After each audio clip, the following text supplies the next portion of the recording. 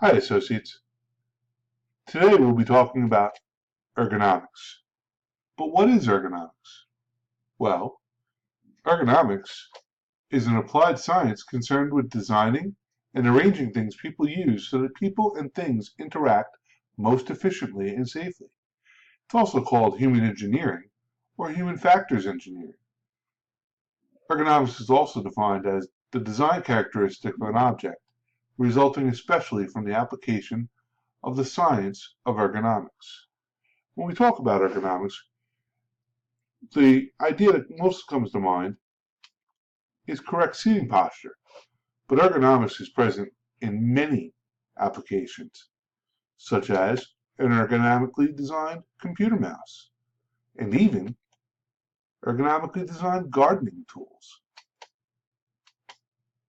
But ergonomic design in a chair? Well, yes. Ergonomically designed chairs have features such as an adjustable headrest, high-density padding, lumbar support, a curved backrest to support proper alignment of the spine.